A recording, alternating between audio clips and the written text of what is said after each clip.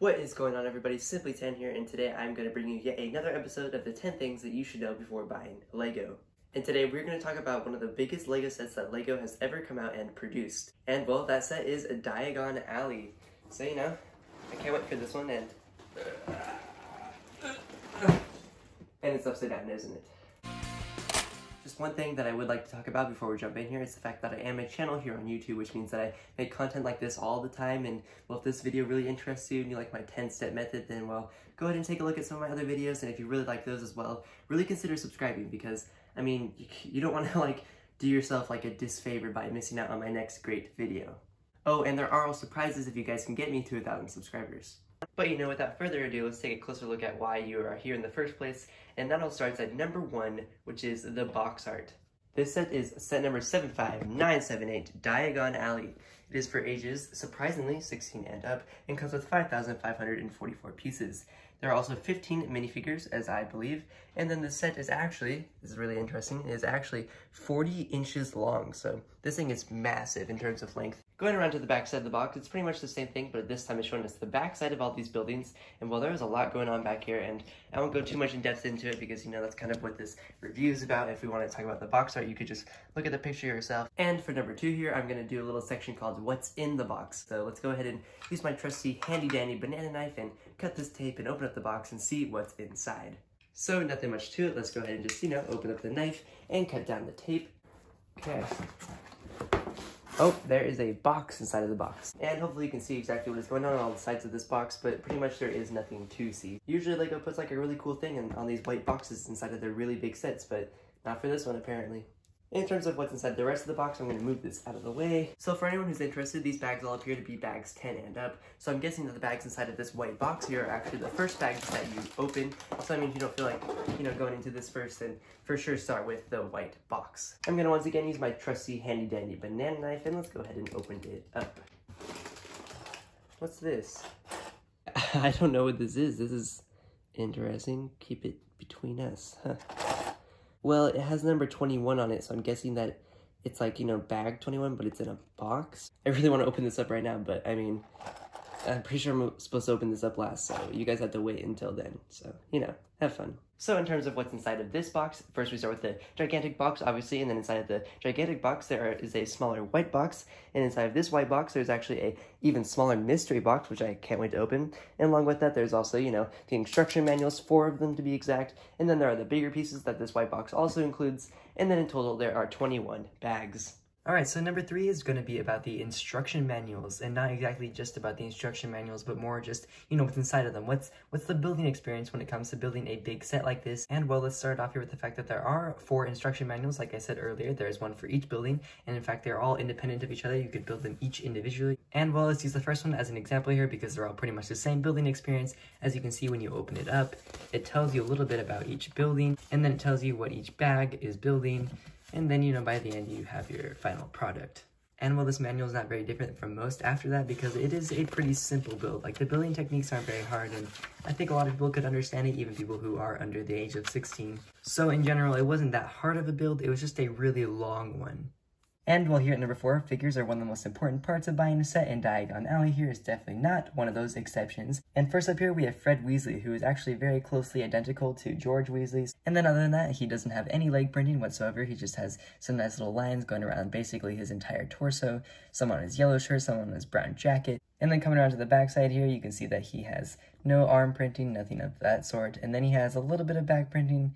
It's a pretty typical Lego back printing for a suit coat. And then he also does have an extra face.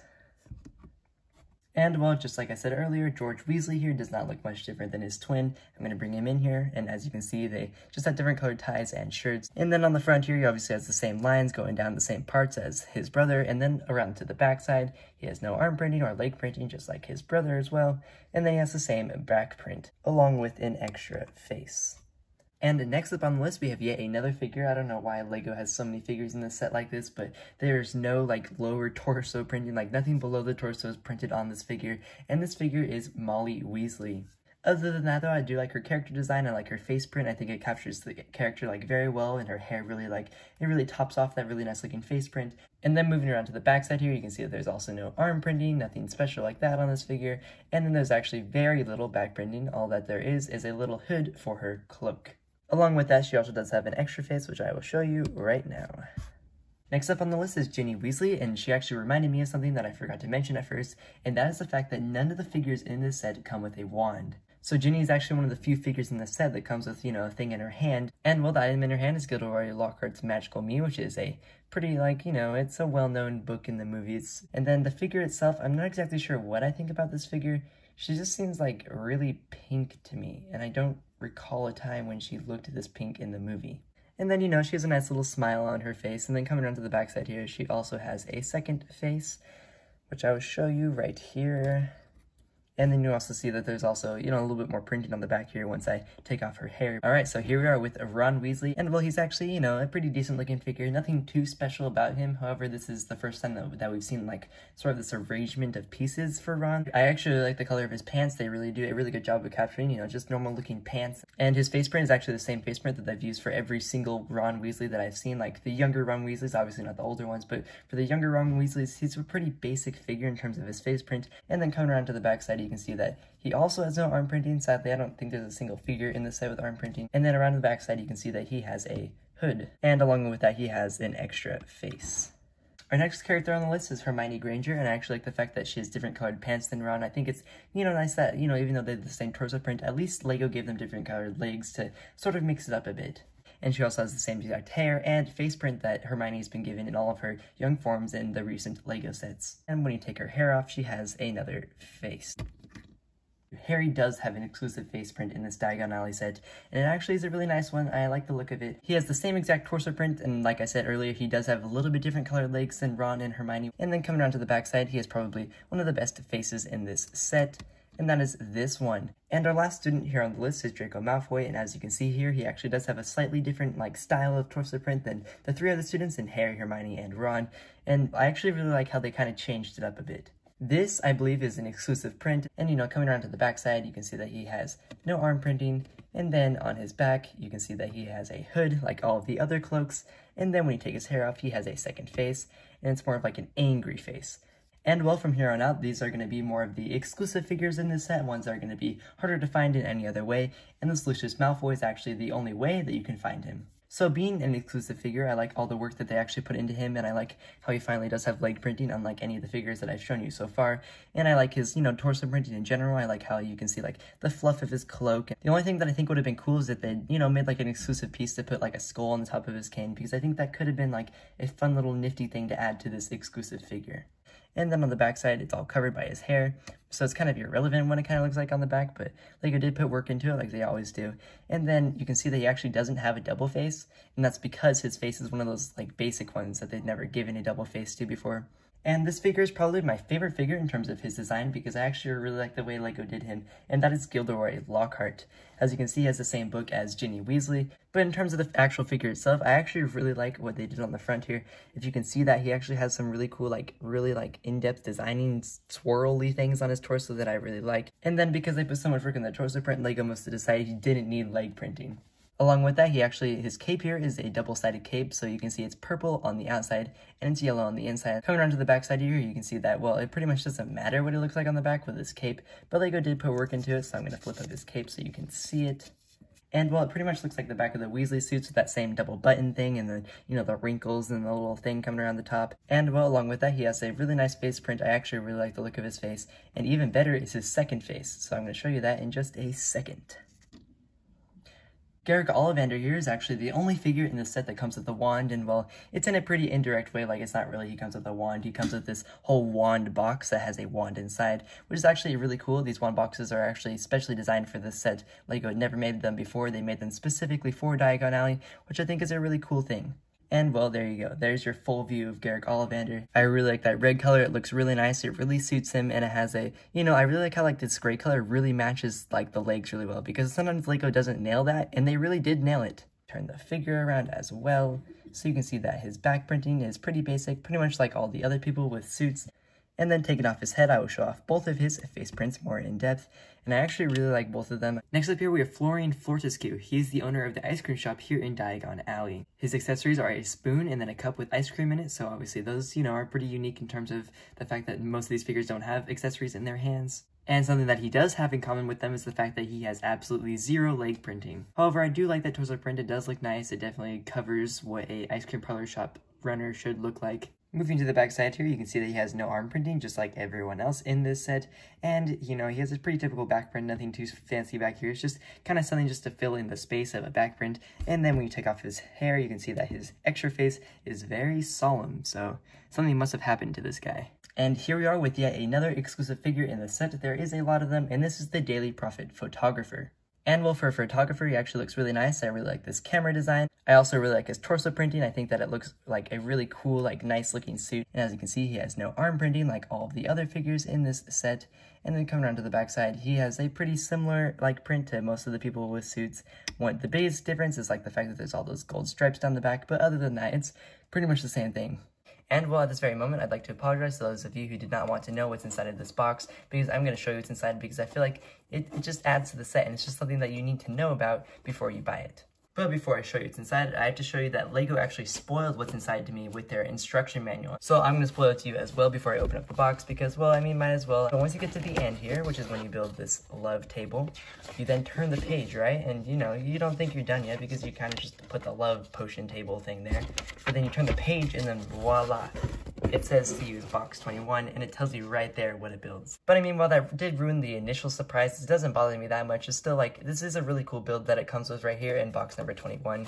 So when you open it up here, it actually comes with a nice looking stand, and I actually really like the figures that come on it as well. So they actually perfectly designed it, so the only studs showing are actually the studs that the figures are standing on. So this stand is actually a really nice, fluid looking stand, and it has the words on it that says, "Welcome Harry to Diagon Alley." It has, it has a really nice looking stand, and I think it's actually kind of cool because it's almost like a UCS plaque for Star Wars, but it's not quite there, and I just think it's a unique way to do it. And for a closer look at this Hagrid figure, you can see that he looks exactly the same as other Hagrid figures that we have gotten. There's nothing special about him. He's a really fun figure, and if you don't have Hagrid yet, he's a really fun one to pick up. And while this Harry Potter is also an exclusive to the set, he has, nothing else in common with any other Harry Potter out there other than his hair. His face print is obviously on the other Harry Potter that comes in the set, and I actually really like this torso print. I think it really does a good job of capturing what Harry looked like the first time he visited Diagon Alley. And then I like how this actually matches up with the pants, and not as well as Ollivander. It doesn't do it as well as Ollivander did, but it is still nice looking, and I actually also like the, the special details they put on his jacket here with the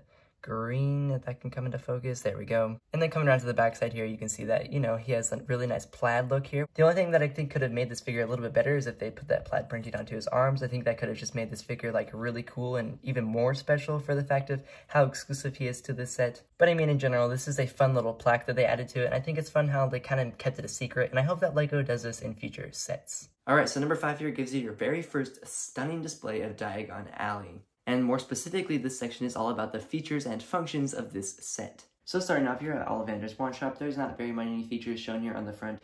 All these signs can twist if you really are interested. It comes with a couple of owls as well. And then there's actually a third one up here in Hedwig, and he's actually on a very cool feature up here, if I can bring you in closer. He's basically just on this clear little pole going across from the chimney over to him. The only other thing that you can do here on the front is you can open up both of these doors by pushing them inwards. And this lamp can move, I guess, too. But starting over here on the left in the scribulus, there is nothing really much going on over here, but you can pull these quills out and stuff if you really wanted to. You can also have a figure sitting right here at the table, so that's sort of a feature. Over here on the left, you can actually swivel this staircase open and closed, and I think the reasoning behind this is the fact that you can have it flush up against the wall if you want to, or if you want more play to it, then you can pull out the staircase. Giving you a closer look here, there's also another window display up here that can also swivel as well. And then there's also a wand box here in this shelf. But this wand box, you can actually open it up and there is a wand inside. So yeah, it fits the wand pretty nicely, and I like all these wand boxes. And I think it's a really fun addition to this set. Up on the second floor, there's a ladder that is not attached at all, which is kind of weird to me. I'm not exactly sure what they were thinking with this unattached ladder. It's fun, but they should have just clipped it in right there or something. And then there's also another wand box up here as well. This chair can swivel around. Moving down the line here, just like the wand shop, the Quidditch Quality Supply Store, along with the Daily Prophet, does have, a few other signs that can swivel if you want them to. But also, just like the wand shop, the only thing that is supposed to be a feature are these two doors. This interior is also not very full of features and functions. You can spin this little stand right here of like pleasures if you want to. You can swing the broom. Really, the only feature is actually this chest up here, which does contain, you know, like a few little things that are, you know, kind of fun to have. It has like some of like the Quidditch supply things, like a bludger and 2 coiffers. You can also take these brooms off over here, and, you know, it says feel free to test fly any of our brooms. So obviously you can have a figure test fly these brooms just by pulling these brooms off. It's kind of easy, but the stand is also kind of, you know, flimsy. So you're sort of pulling the stand as you pull the broom off. So just be careful when pulling these off.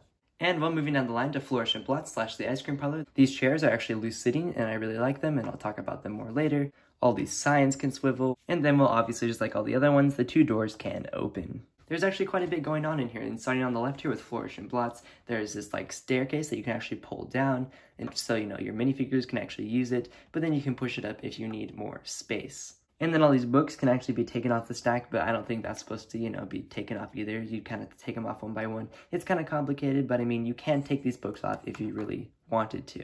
Up here on the top is actually a lot less crowded than it seems. You can actually pull off this entire desk. It's a loose sitting desk, and you can just place it wherever you want. I believe this is Gilderoy Lockhart's signing desk, so, you know, he just stands behind it, and then people come up and they have him sign his book. I'm not exactly sure why they didn't, like, put this down in a place where it like stays secure. I honestly am not a fan of loose things in Lego sets, but I mean, it is a nice desk and it's a fun little thing to have, and I just wish they had a better place to put it.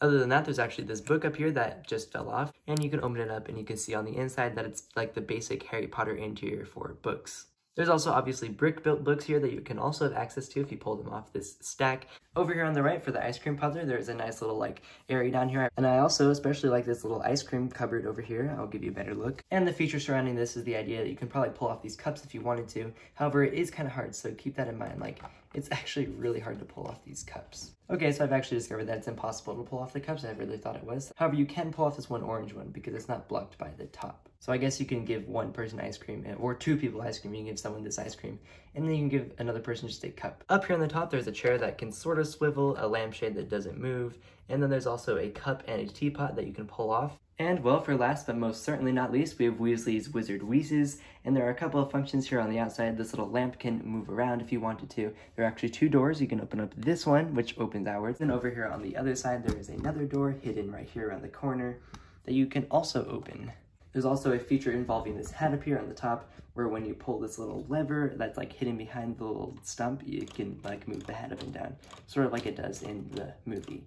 And this interior is probably the most immaculate and feature-filled interior out of all the buildings. There's the balloons right here on the side that you can swivel inwards and outwards, probably for the same reason, like the stairs can, because, you know, just probably provides for more shelf space if it's kind of flush up against a wall. You can push these balloons in and they won't be in the way. There are also boxes down here that you can, you know, pull off for play if you really wanted to, just to have some fun with boxes. And then there's this shelf which you can also pull things off of. And this love potion table is actually not part of the set. It's like a standalone thing. I'm not exactly sure why a standalone thing exists in this building as well, but at least it does fit inside, sort of like the desk does of Gilderoy Lockhart. At least it can fit inside, so I'm not dealing with like a weird loose thing. This level is probably the most blocked by the staircase, but there is actually quite a bit going on up here. You can see that there's like a box going on right here. A true feature of this set actually involves these lollipops. You can easily pull them out of this little like circle bag thing back here. And you know, they're just stickers on top of these like circle stick things that are all one piece. There are actually these things here in the back called Fred Weasley's Basic Blaze boxes, and I will zoom in on them now. So you can see you can actually pull off some of these top ones. It's kind of hard to get to, but you are supposed to pull them off because they're actually on the front of the box. They can have a Fred Weasley Basic Blaze box. And then finally up here on the final floor, you can see a little bit of that Technic function right here where the hat can move, so that's kind of hidden in the corner. And then other than that, most of these things can't really be taken off. You can take off this Weasley box right here, and you can use it. But you know, with all those features and functions behind us, we finally get to talk about what really is Diagon's Alley claim to fame, and that is its design. This street just looks so nice and so immaculate, so detailed. It looks really cool. And I think one of the most unique things about this is the fact that they all look different, but they all look the same. Like, they match together so well, and I think that they look really nice together, but they're all so different in the way they were designed. And well, this one is honestly one of my favorite design stores just because of like the really cool circular windows. It's definitely like one of my favorites in terms of like the way it all sort of fits together. And for this next part here, I'm just going to give you a nice little panoramic view of the entire front of the store, because I really think that that really just shows off just how awesome this building really looks. These windows come together really nicely. I like how they're like slightly yellow. It does have like, it almost looks like it's kind of bright on the interior, unlike some of these other windows that kind of make things look dark. But these yellow windows really make it look like the interior is all lit up, and it makes it look really nice.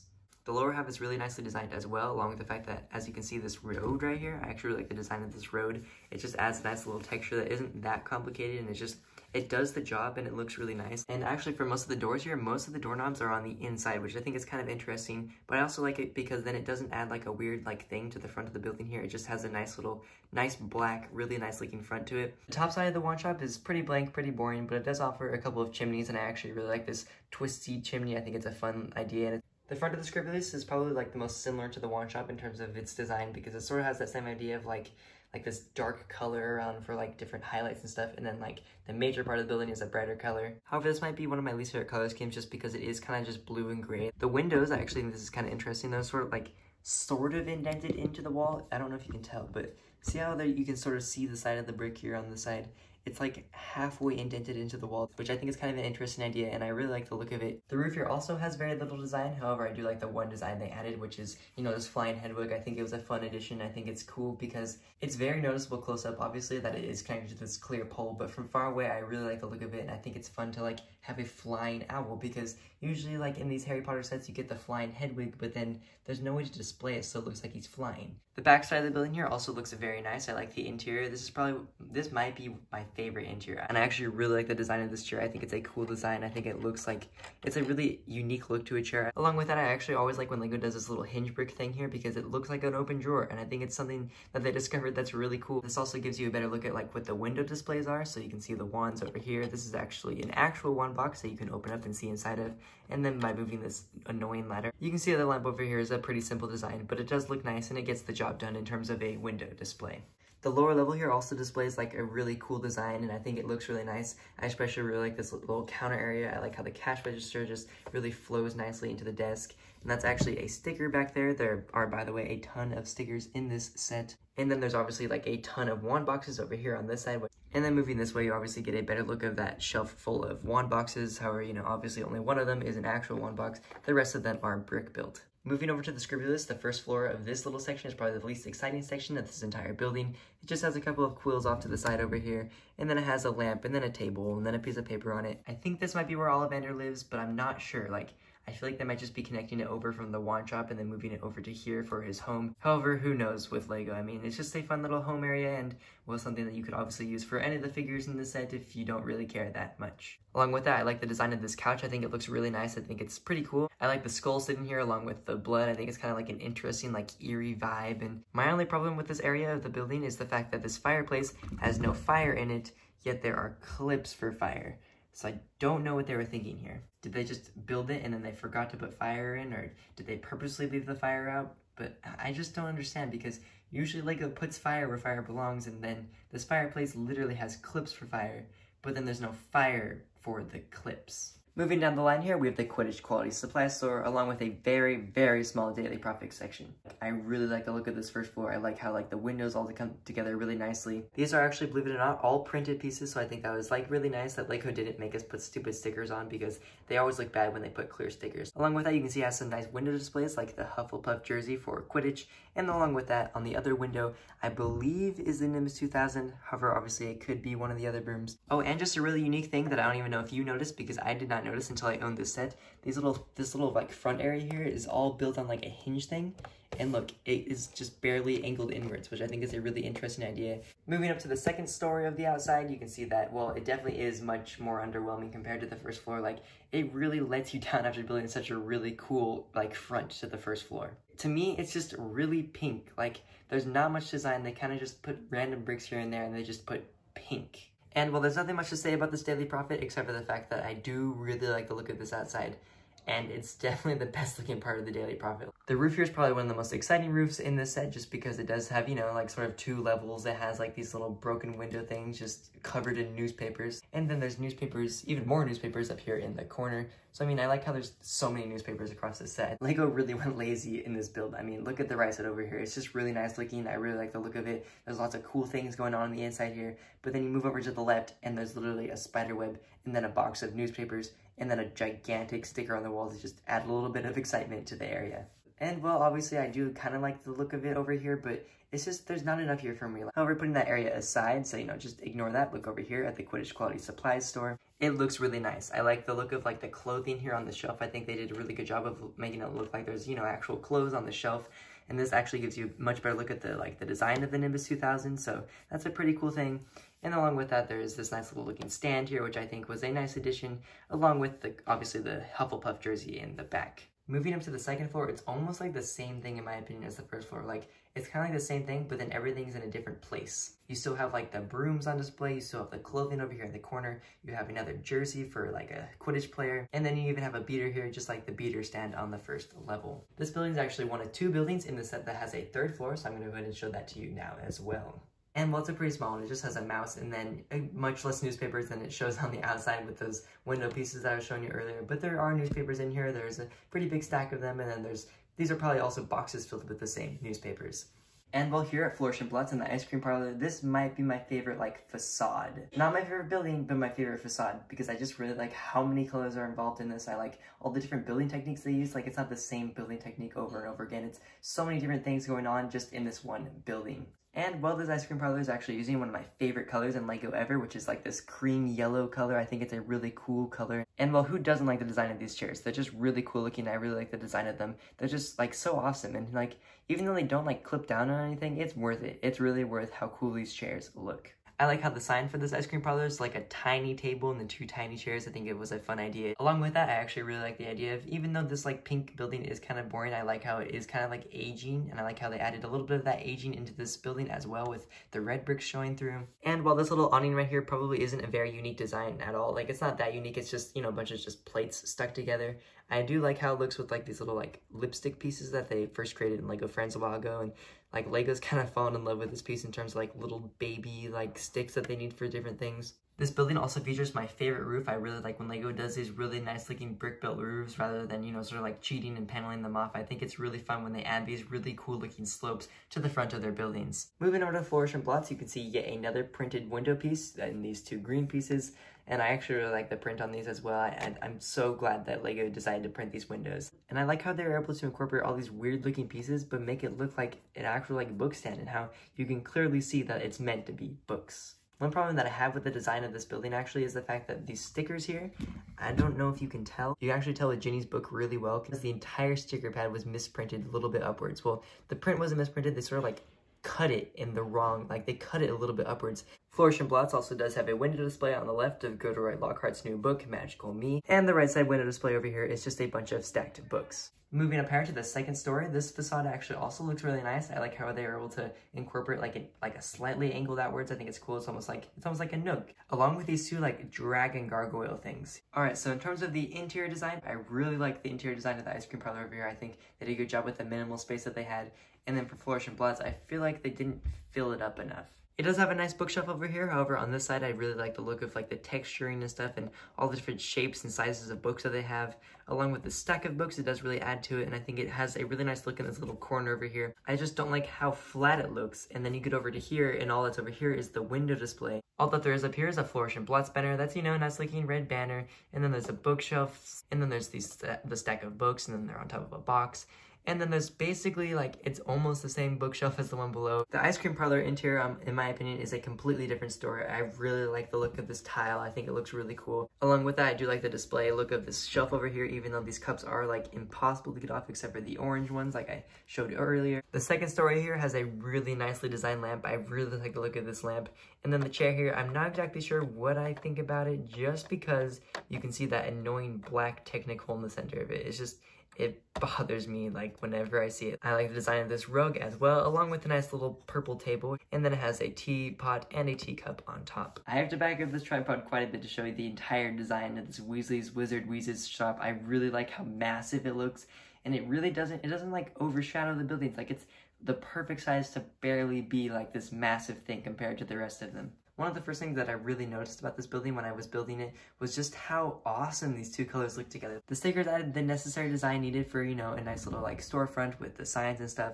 And I think that they look really nice like all together, even though, you know, it is a ton of stickers, and even though it kind of just cuts off like whiz art, just kind of what's necessary for a round sign like this. I actually really like the design of these windows. I like how they just go all the way up from the bottom to the top. I think it's really cool how they just have that continuing motion, and it just looks really cool. Like these rounded windows just look really cool in my opinion. This little corner area here shows you the best view of like the big person inside of this building. I really like this big person. I think he's really cool. And then this stud does a really good job of like showing that it is supposed to be teeth right there. This entire person is actually all stickered, so like these things are all stickered, none of them are printed. His pants down here at the bottom are actually stickered as well, but you just can't really see them, so I don't know how necessary the pants were in the end, but I'm glad that they added them because it's kind of like, even though it doesn't really matter, guys, we're still gonna put the pants in. And then obviously in the back there's like that prelude, sort of like, hey, guess what's coming, guys? There is a Nocturne Alley coming. Like, I feel like that because this little area exists, Nocturne Alley will exist in the future. The roof here is obviously a very basic design, but I do really like how they gave it like this like dark black color because it's a really nice stark contrast to the rest of the building that really like makes the rest of the building pop. This is actually the only side of a building that I feel they need to show off because it does have like nice looking stickers on the side and like I'm glad that LEGO added these stickers to the side because it is the side that's like bare on the side of the set. In terms of the left side, this could easily be the best interior. It has some really cool shelving on here, and actually none of the shelves in this building are the same, so they built a ton of different shelves for the interior. There's like this nice little sand green / gold area over here that has some cool things on the shelf. And then there's this one back here that's a couple of like sparkly shiny pieces on it. This love potion thing back here is also a nice addition, and it's, you know, kind of like a highlight little thing that you do notice when you're watching the movie, so I'm glad that they added it in. My only problem with it, like I said earlier, is the fact that it isn't attached to the set. I'm glad they added it, and it looks really nice. And then moving up the staircase here, you can see that there's actually words on them. If you read them right, it says more magical mayhem up. I don't know why it says up twice, but it does.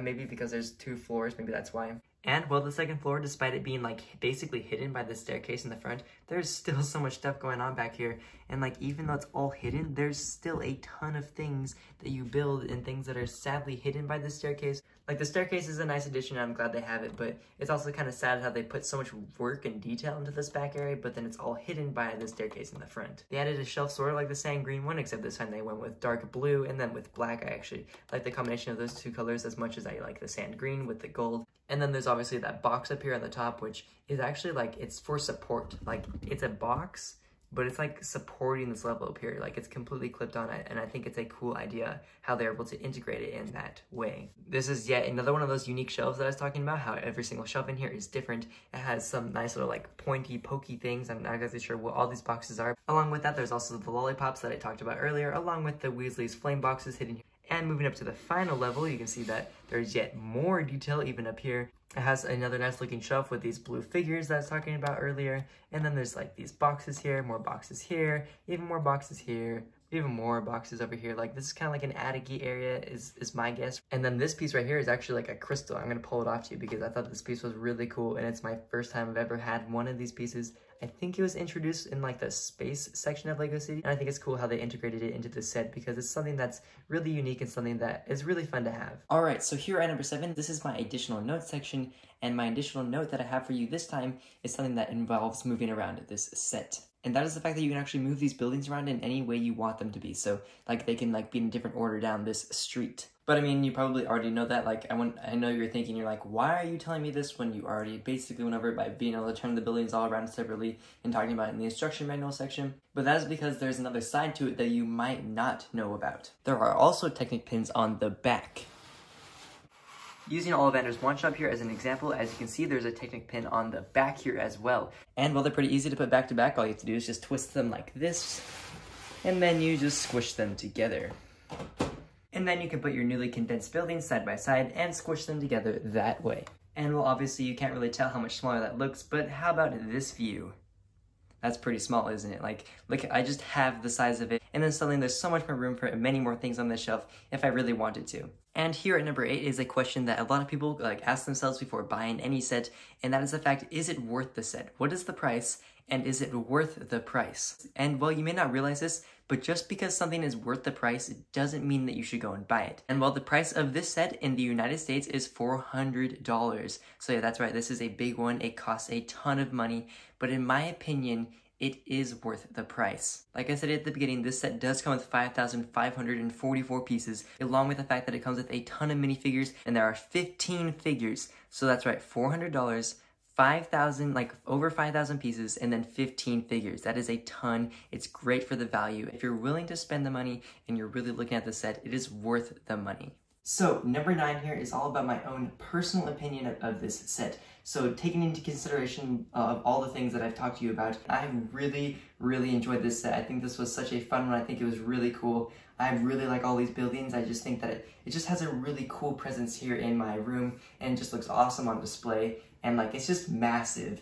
And that's basically like my biggest opinion of it, is just how big it is. Like I was so surprised when I built it all up, just, you know, how huge it looks. So, you know, if you are worried about the depth, that is definitely not something to be worried about, because I honestly could care less how deep this looks, because it really, like, it looks deep enough for how long it is. Well, you know, here we are at number 10, which is, as always, in all of my LEGO reviews, the final verdict. So, you know, it's kind of when I put everything together, everything that I've talked about, including my personal opinion, which was just noted, everything goes into this final verdict. And, well, in this case, I think it gets like a 9.5 out of 10. One of the biggest things that does bother me about the set is the character design. Like, kind of what I was talking about, like, during my, like, review of all of them, there's just not very much leg printing. There's not much there in terms of, like, extremely going in depth and into detail with all of them. So, you know, there's things like that where they just didn't quite go the extra mile with the figures that you would expect in a set like this. However, in terms of literally everything else, the build is amazing, it's great, it looks really cool, it's awesome, it's such a stunning look, and the design is just amazing. If you have $400 to spend, this is probably like my biggest recommendation for you.